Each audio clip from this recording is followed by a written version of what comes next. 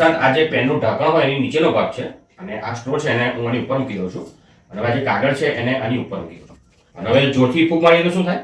કાગળ નીચે જતો રહે. લાવો તો. ચલો આપણે વિજ્ઞાનની મદદ લઈએ અને વિજ્ઞાનની મદદ લઈને ઉપરથી જોરથી ફૂંક મારીશું તો પણ કાગળ જે છે એ ઉપર આવશે. એના માટે મેં હવે એક નાનકડો પંખો બનાવ્યો છે. આ પત્તું છે જુઓ, પત્તાના 4 બાજુ આ ભાગ પણ કાપી લીધો છે અને આ જે ચોરસ મળ્યો, આ ત્રિકોણ કાપી લીધા આ રીતે 4 અને આ જે ચોરસ મળ્યો એમાંથી આ રીતે ધારવાળીને આ રીતનો પંખો બનાવ્યો છે. અને હવે આ પંખાને આપણે આની ઉપર મૂકી દઈએ અને હવે હું જોરથી ફૂંક મારવાનો છું. ચાલો જોઈએ શું થાય. તમે જુઓ છો હું ફૂંક મારું છું તો કાગળ જે છે એ ઉપર આવે. ચાલો ફરી મારું. તો સવાલ એ છે કે હું ફૂંક મારું છું તો કાગળ ઉપર કેમ આવે છે? તો અહીં પંખો છે મિત્રો, હાઈ સ્પીડમાં હું ફૂંક મારું છું તો અહીંયા આગળ જે છે એ લો પ્રેશર રચાય છે. લો પ્રેશરના લીધે આ જે કાગળ જે છે ઉપર